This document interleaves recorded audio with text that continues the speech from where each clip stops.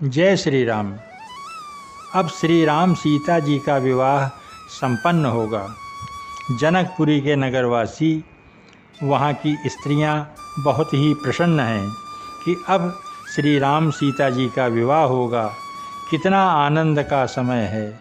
हम लोग कितने भाग्यशाली हैं कि श्री राम तथा जानकी जी का विवाह देखेंगे। अब आगे की कथा सुनिए कि 12 बार स्नेह बस जनक बुलाऊ बसीय, लेने आई हैं बंधु दो कोटि काम कमनीय। जनक जी स्नेहवश बार बार सीता जी को बुलवाएंगे और करोड़ों कामदेवों के समान सुंदर दोनों भाई सीता जी को लेने विदा कराने आया करेंगे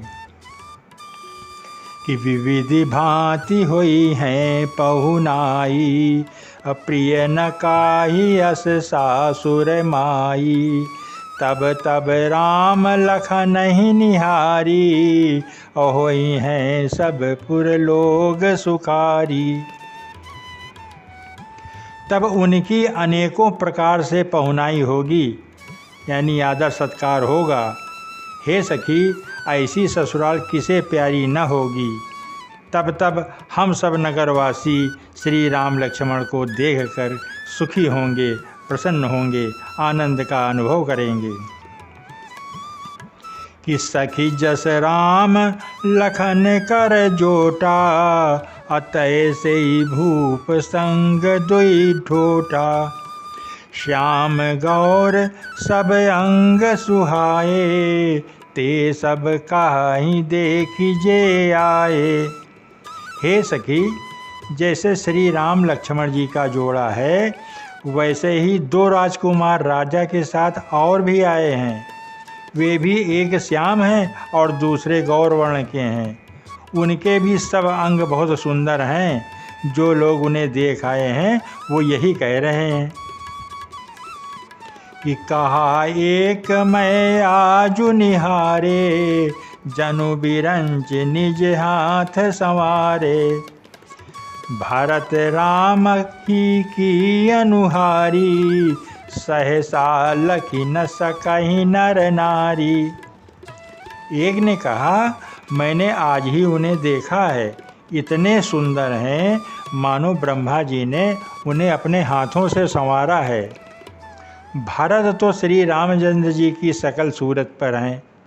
स्त्री पुरुष उन्हें सहसा पहचान नहीं सकते कि कौन राम है और कौन भरत है। कि लखन सत्र सूदन एक रूपा, नख सिकते सब अंग अनूपा। कि मन भावहि मुख बरनी न जाही, और उपमा कहु त्रिभुवन को नाही। लक्ष्मण और शत्रुघ्न दोनों का एक रूप है। दोनों के नख से शिखा तक, नीचे से ऊपर तक सभी अंग अनुपम हैं। मन को बड़े अच्छे लगते हैं, पर मुख से उनका वर्णन नहीं हो सकता। उनकी उपमा के योग्य तीनों लोकों में कोई है ही नहीं जो उपमा हम दें। कि उपमा न को कह दास तुलसी, कतहु कवि कोविद कहें। बल विनय विद्याशील शोभा, सिंधु इनसे यही आहें। पुर नारी सकल पसारी अंचल, विधि बचन सुनावही। अव्यायहु चारु भाई, यही पुर हम सुमंगल गावही। तुलसीदास जी कहते हैं कि कवि और कोविद विद्वान कहते हैं कि इनकी उपमा कोई नहीं है। इनकी उपमा किसी से दी ही नहीं जा सकती। बल, विनय, विद्या, शील और शोभा के ये समुद्र हैं। इनके समान कोई नहीं है। जनकपुर की सब स्त्रियां आंचल फहराकर विधाता को से यह वचन विनती सुनाती हैं कि चारों भाइयों का विवाह इसी नगर में हो और हम सब सुंदर मंगल गावें। कि कहाँ ही परस पर नारी, बारी बिलोचन पुलक तन, सखी सब करब पुरारी, पुण्य पयो निधि भूप दो। नेत्रों में आंसू भरे हुए हैं, ये प्रेम के आंसू हैं।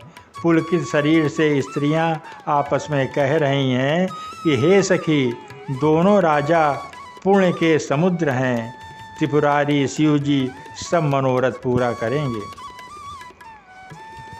कि एहि विधि सकल मनोरथ करहीं, आनंद उमगी उमगी उर भरहीं।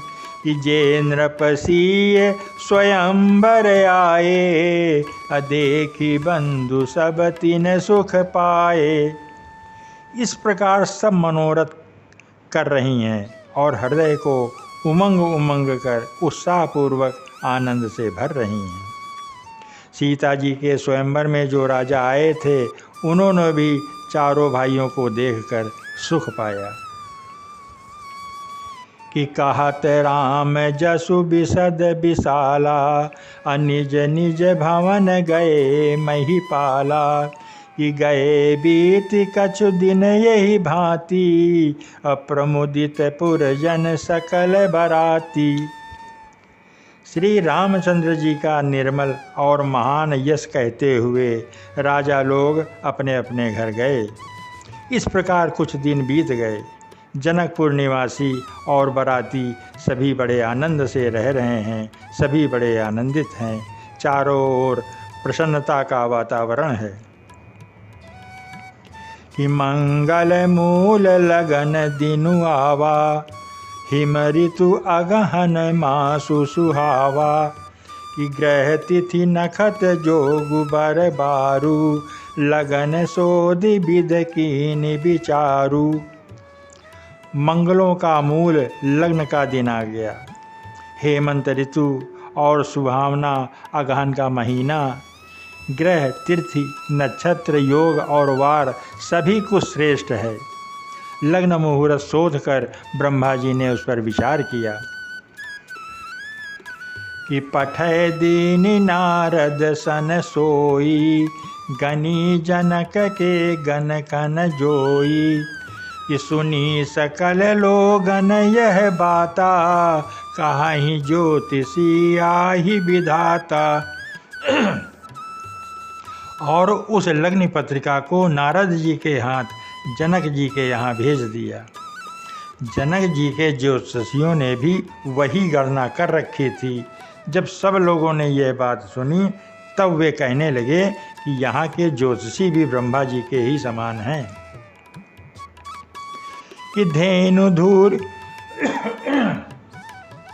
कि धेनु धूरि बेला विमल, सकल सुमंगल मूल। विप्रन कहु विदेह सन, जानि सगुन अनुकूल। निर्मल और सभी सुंदर मंगलों की मूल गोधूल की पवित्र वेला आ गई और अनुकूल सगुन होने लगे। ये जानकर ब्राह्मणों ने जनक जी से कहा कि उपरोहिता ही कहु नर नाहा, अब विलंब कर कारनु काहा।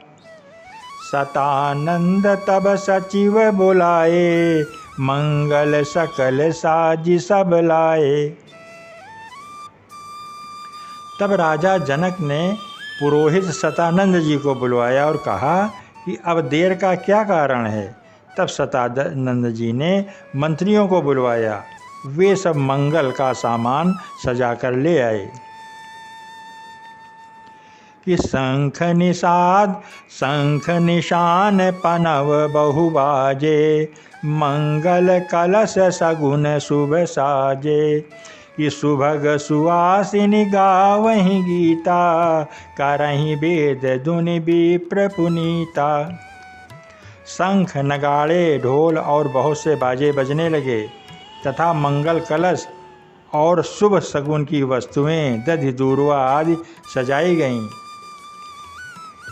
सुंदर सुहागिन स्त्रियां गीत गा रही हैं और पवित्र ब्राह्मण वेद की ध्वनि कर रहे हैं। कि लेन चले सादर एहि भांति, गए जहाँ जनवास बराती। कि कौशलपति कर देखी समाजू, अति लघु लागति नहीं सुर राजू।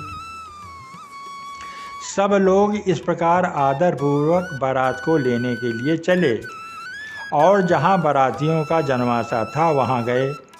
अवधपति दशरथ जी का समाज वैभव देखकर उनको देवराज इंद्र भी बहुत ही तुच्छ लगने लगे, छोटे लगने लगे कि दशरथ जी के समान तो इंद्र भी नहीं है। कि भयउ समऊ अब धारिव पाऊ, यह सुनी परा निशान ही घाऊ। गुरहि पूछ कर कुल विधि राजा, चले संग मुनि साधु समाजा। उन्होंने जाकर विनती की कि समय हो गया, अब पधारिए। ये सुनते ही नगाड़ों पर चोट पड़ी। गुरु वशिष्ठ जी ने पूछकर और कुल की सब रीतियों को करके राजा दशरथ जी मुनियों और साधुओं के साथ समाज को लेकर चले। जय श्री राम, जय श्री राम।